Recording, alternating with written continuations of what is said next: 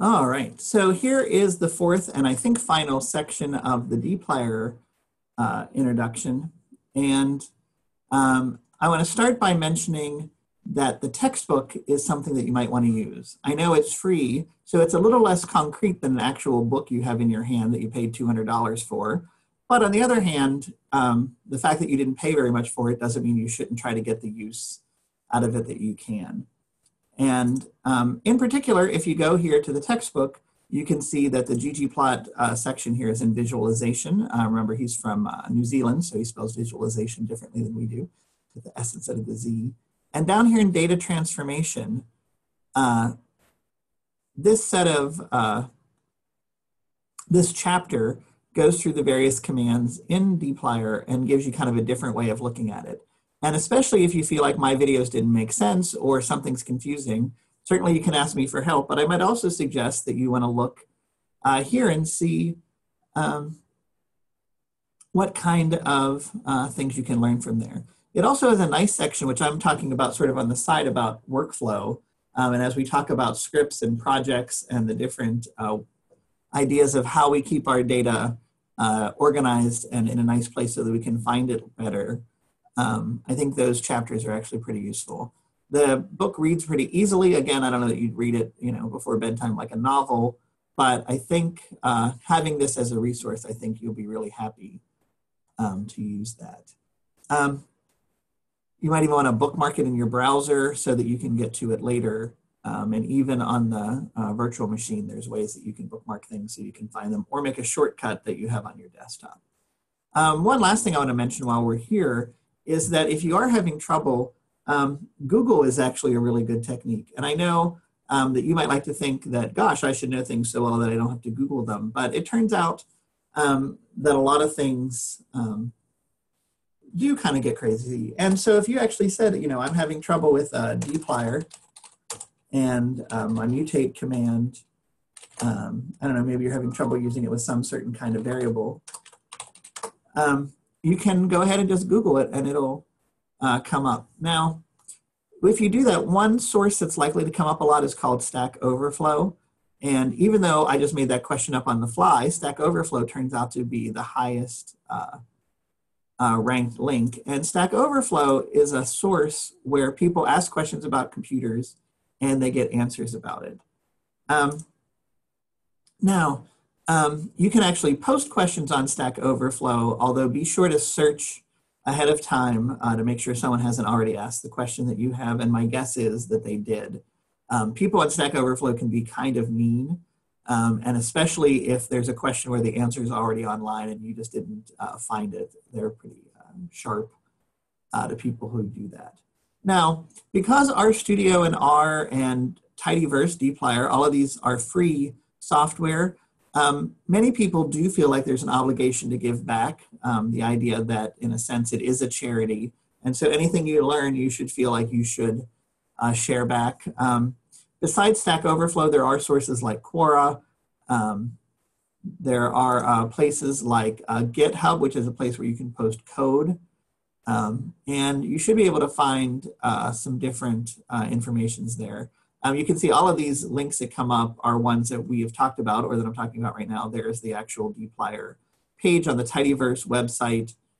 The R project is the base level documentation if you want to go look at that. So this idea that if you can't find the answer, you're just stuck is something that coders don't really think about. The idea that you would Google, sometimes you can even find code that you need to reuse or you can reuse almost directly.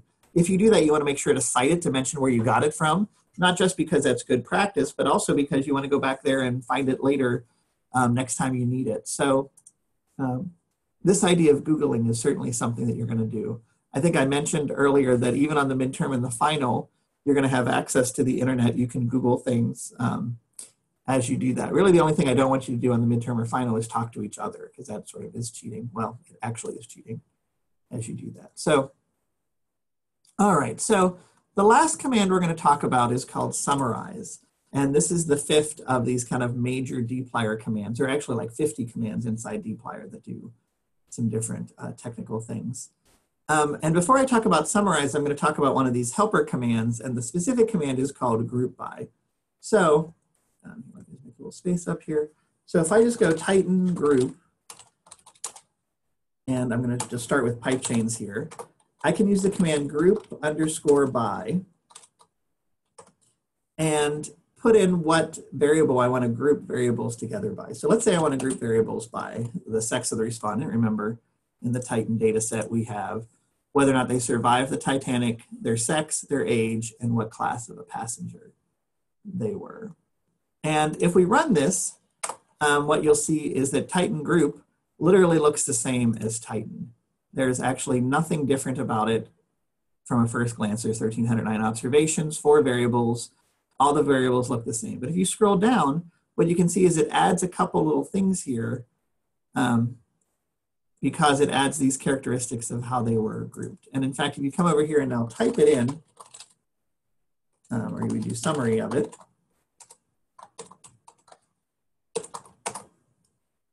you can now see no difference really at all. And if you type in Titan group, again, it's going to stop before it ends, but it does mention that this has been grouped. It did convert it into a tibble. I mentioned that tibble is like a data frame, but it's customized for tidyverse. And one of the changes is that it records very cleanly how data has been grouped. Anyway, we made a group, but we didn't actually do anything with it, so that's not that exciting. Before we get further, I'm going to do one more thing. I'm going to do a command called drop underscore NA, and this is another one of those little commands inside dplyr. And so what drop NA does is it says leave anybody out who didn't give their age. So if we're going to do some math on the people and their ages, taking out the NAs will make that a lot easier. In fact, before I start, let me just show you this. If we did average of Titan $age, not average mean, you can see that it gives you an answer of NA, because if there's any variables missing, any values missing in the variable, it can't do math on it. And you could think that's a weakness in R, but what it means is you have to be deliberate about what you do with the NAs. And in fact, there's a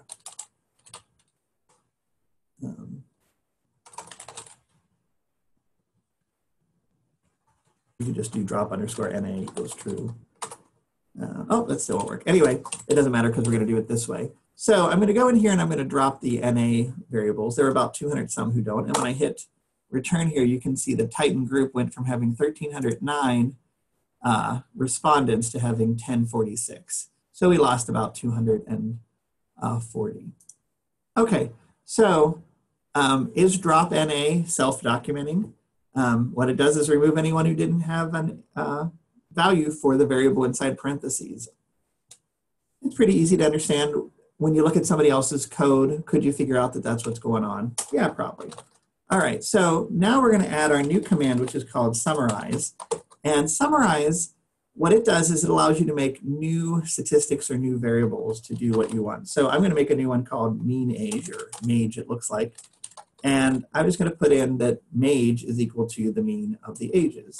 So when I hit return, now Titan group no longer has 1,000 or however many. Now it just has our summary statistics. So when I type in Titan group now,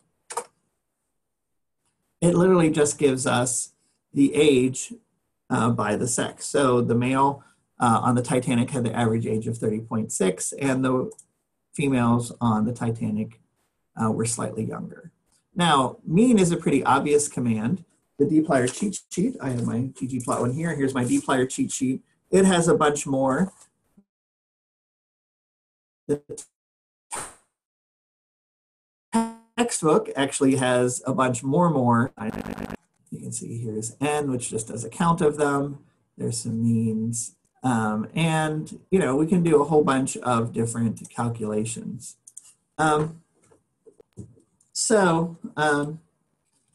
Let's do something here a little bit fancier. So you remember the 5-number summary. We made the 6-number summary the other day with that summary command. But I'm just going to go in here and I'm going to make the 5-number summary. So min calculates the min. I'm going to put a comma.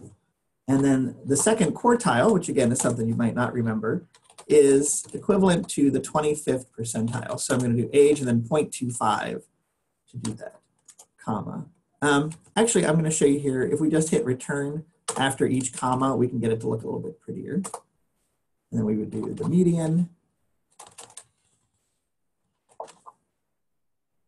comma, Q4 is equal to the quantile of the age, comma, 0.75th percentile. The median is the 50th percentile, so I could have done that, although.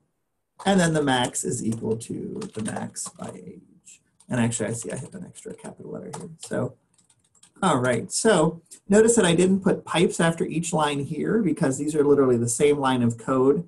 One of the nice things about R and RStudio is that it doesn't care about extra carriage returns or breaks or spaces.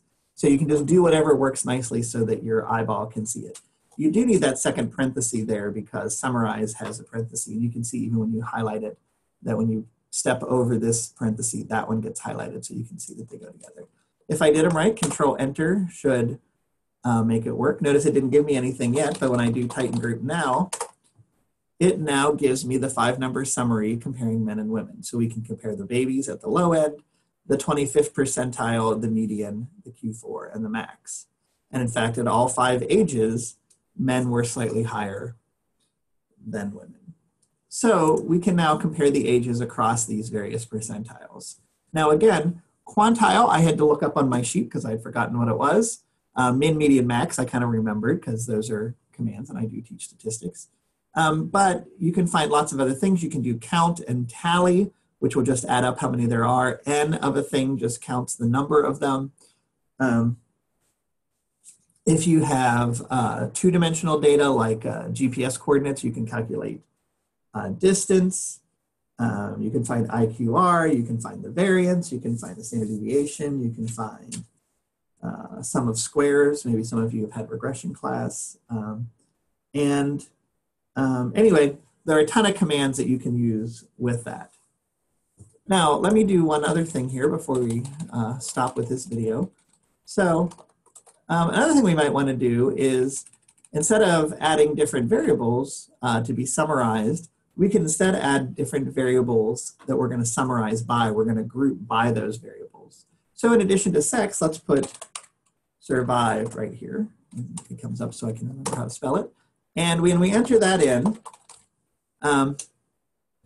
we can go ahead and do it. And of course it does it, but it doesn't show us the answer till we ask for it. And now it makes what we call in stats a two-way table where it compares the values for females and whether or not they survived on the Titanic. And you can see that females who survived were slightly older than females who didn't. Oddly, males who survived were actually slightly younger than males who didn't survive. And we could go in and dig and see how that goes. Now, it is true that when we make two-way tables, we actually make them as a nice box, and I didn't go back and do that. We'll talk later in the tidyr package about how to make some nice displays for these kind of tables. The table command also does that.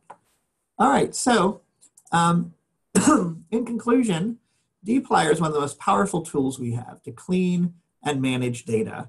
You can stack these together with these pipe chains in order to make very dirty data sets into much cleaner data sets in a way that is self-documenting so that not only other people can read and understand what it does, but so that you can go back and look at what you did, make changes as you need to, and understand it pretty easily. So, all right.